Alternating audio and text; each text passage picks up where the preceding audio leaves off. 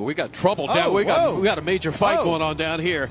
And I mean, Timbers have flair kicking the race car. We got fists flying. We got all kinds of stuff going on. Hey there, NASCAR fans. What did you think of last weekend's action? A nasty brawl between teams to new drivers joining big teams and news about crew suspensions. So, without further ado, let's head on right into it.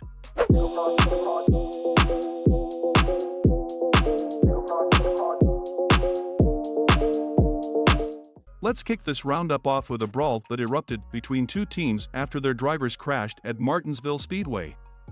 But I think you'd rather have that work to do because you qualified to race in the feature than to have to fix that up at the top, as there's a big-time fight here in the infield. Extracurricular activities as drivers and teams not happy with one another. This is sometimes, emotions run high. We get excited in racing.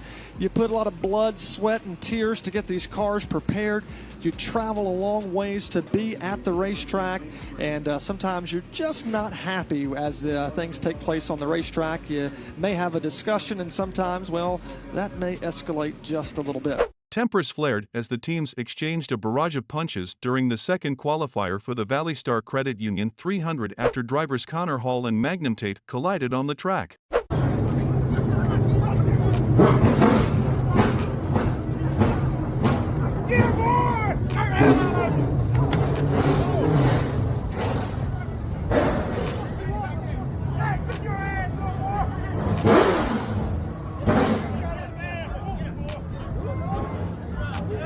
Furthermore, Connor Hall went on to express his disappointment with NASCAR authority for denying him the lucky dog. And I believe it was Chris Van Dyke spun out and went 2 laps down or whatnot.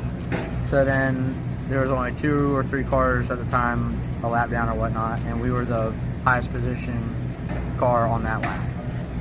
We don't get the lucky dog. The car behind, a couple cars back from us gets the lucky dog. So we raced and raced and raced all night, trying to get our lap back. One time I just got mad and said, forget it, and we drove all, if we were on the lead lap, we would have been scored 15. Still didn't get our lap back. So I got a nice camper up the hill. I got nothing but time. I'm gonna wait for Mr. Carroll, and we're gonna have a chat. I'm not gonna do no yelling, I'm not into that, but I wanna at least understand why the gentleman who's incompetent to call the nation's largest and richest late model stock car race properly.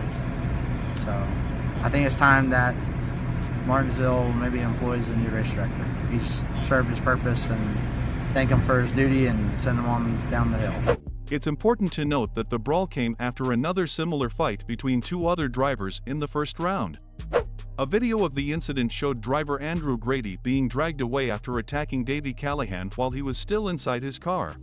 You know, if you're inside that top 10, we got trouble down. We got a major fight going on down here.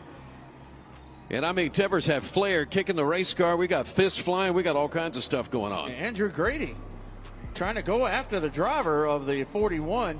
We saw him show some displeasure. After the incident, Grady said that he would try to be at his best behavior this year. Question I got for you, is anyone going to get Mike Tyson this weekend? Man, I hope not. I'm going to try to be on my best behavior this weekend. I can't do nothing stupid, but hopefully we have a good run. Hopefully we can get in the show, lock in, and just kind of be smart, take your lap by lap, and try to keep the nose on it. I think that's going to be the big thing, as always, here. Keep the brakes and the nose on it, and you can move forward throughout the night. How much do you actually learn during the session, given that the track goes through a lot of changes, a ton of rubber? We may race tomorrow night, or we may race Sunday afternoon. There's a lot of unknowns, right? Right. I mean, I think if we race tomorrow, we're going to be racing boats and jet skis. Right. But either way, if it's tomorrow or Sunday, it doesn't really matter.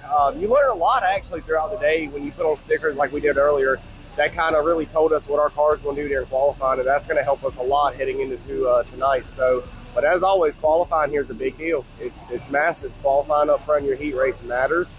No matter what anybody tells you, if you're in the top 5, you're in a really good spot. If you're outside the top 5, you're in the danger zone. So qualify up front and pick them off one at a time tonight. That's the plan. Can this be a top 10 qualifying effort? I'll let you know after 3 laps. Thanks. Now, moving ahead, we have news about a new inductee in Hendrick Motorsports. Recently, Hendrick Motorsports announced its plans to enter 2 more NASCAR Xfinity Series races this year. HMS has entered a car in select NXS races so far this year, running 5 races in total, and all 4 Hendricks Cup stars have gotten behind the wheel of the number 17 Chevrolet Camaro at some point. Now, the team will enter the car in 2 additional races. The first will be at the Charlotte Roval on October 7th with road course veteran Boris Said behind the wheel, while Roger Careth will be driving for HMS in the second one, the finale at Phoenix Raceway on November 4th. This brings us to another big news of the week. On Tuesday, NASCAR suspended crew chiefs from 2 Cup and 1 Xfinity team after the races at Texas Motor Speedway. 2 crew members each from the number 3 Richard Childress Racing Cup team of Austin Dillon and Rick Ware Racing's number 51 team, as well as 2 from the Xfinity Series team of driver Jeb Burton, were suspended and found in violation of NASCAR safety sections. Reportedly, the team officials were found violating a rule that discusses loss or separation of an improperly installed tire/wheel from the vehicle. It looks like the wheel's broke, but we didn't see anything in here. We'll talk about it, obviously. Both Dillon and Todd Gilliland, who was driving RWR's number 51 Sunday at Texas, had wheels come loose on the track during the Cup race.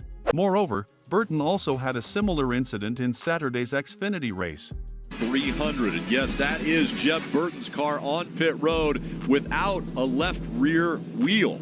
It came off down the backstretch. So that was his issue, right? The loose wheel. Now there's a couple concerns here as the cars are going to pit road. Is damage to studs on the car. Can they get the wheel back on there and tighten it back up?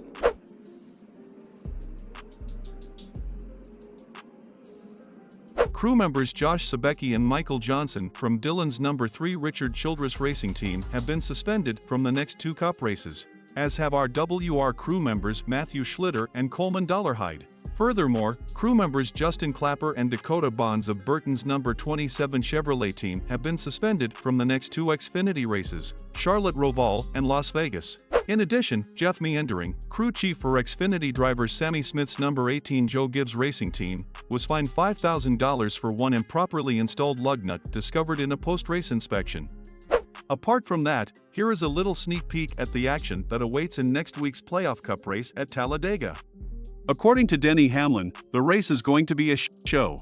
Going to Talladega now, it's going to be, I don't know, I thought Daytona would be a show. It didn't really turn out to be as much, but I guess I'll call it this week, another show. That's it for this week's Roundup. We'll see you again next week. Meanwhile, don't forget to like, share, and subscribe to our channel for more NASCAR updates. Until next time, this is NASCAR in and out on Essential Esports. Keep the pedal to the metal.